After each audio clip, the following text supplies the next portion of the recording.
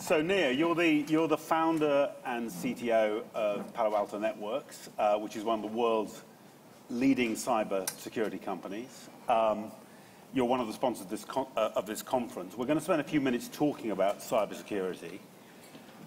I want to start with a really straightforward question, which is American business, American government, and the same is true around other major Western countries, have been throwing money and people and effort at cybersecurity. And yet, scarcely a week goes by when we don't read about some enormous breach. What's your explanation about why this is such a difficult problem to crack? I think that a lot of the money that's been thrown at the problem has been out of panic rather than out of thinking of really the way to approach this. And I think that throwing people at the problem is part of the problem. Meaning, our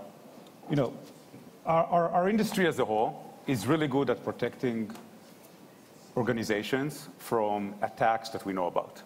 So if we know something about the attack in advance, even a little detail, something that we've seen in the past, something that we know about, we'll stop it. And that was really good 5 years ago, 10 years ago, when attacks were more widespread. Today, a lot of the attacks that make you appear at the front page of the New York Times in a bad way, those attacks are very targeted. You know, someone wakes up in the morning and says, I'm going to breach you, and I'm going to steal this piece of information, and I'm going to gain this amount of money out of that.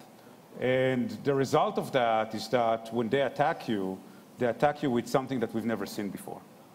And really the solution to it has been, let's throw people at the problem. We're going to look for all these different attacks that we've never seen before, throw people at the problem and have people try and go to fix it. And the problem is that we're fighting machines. The way a typical campaign against you would work is that the bad guy would develop a campaign that's going to include many different attacks in it that are automated. And throwing people at the problem is certainly the wrong thing to do. So, if you're a CIO, CEO, CFO, and every other week the CISO or other IT person walks up to you and says, I need more people or I need more technology in order to protect the organization, then something is certainly wrong. It doesn't have to be like that. Okay, but presumably when you talk about the bad guys, many of the bad guys are themselves throwing people. I mean, there are sovereign governments out there involved in these attacks who presumably do have limitless supplies of people. So it doesn't take that many people to mount an attack against an organization that if that organization is using people against the attack and rather than technology in the right way, then they just don't have no chance. Only in the movies people can win against machines, right? I mean, Schwarzenegger, which was a machine by himself, I guess, in the movie, was able to win against the machines. But in reality, it doesn't work like that. And a lot of organizations that are still stuck in solving the problem of 10 years ago and 20 years ago. And the only way they can deal with the new problem is throwing people at the problem, and that just doesn't work. And so instead, I think there are, as it were, machine to machine. It's better software which is going to solve the problem. Well, the only way to fight machines is with machines, because you can't scale people. You can only scale machines. And I'll tell you, part of it is the fact that organizations don't really have any strategy and any architecture around security. You see presentations about an architecture of a network that organizations have, and even storage today has an architecture around it. There's no architecture around security. Very often I would sit with a customer. I don't do that anymore because it's very embarrassing. But I used to. I would sit with a customer, and you'd have 3, 4 IT security professionals, and I'll ask them, who's the adversary? Who's your adversary, right? Who are you fighting? And you'll get 8 different answers from those 4 people. They can't agree among themselves, right? Because they never think about the problem. And then you'd ask them, okay, what do you think they're after? And you'll get different answers for different people. Some people think they're after this kind of data, after this data, after that data, and so on. And it's very clear that organizations aren't even thinking about the problem. They're just in panic mode.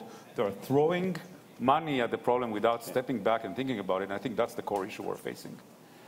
And finally, is government, is the legal and regulatory framework a friend or a foe in remaining secure? So personally, I don't believe in regulations, but specifically in government regulating things.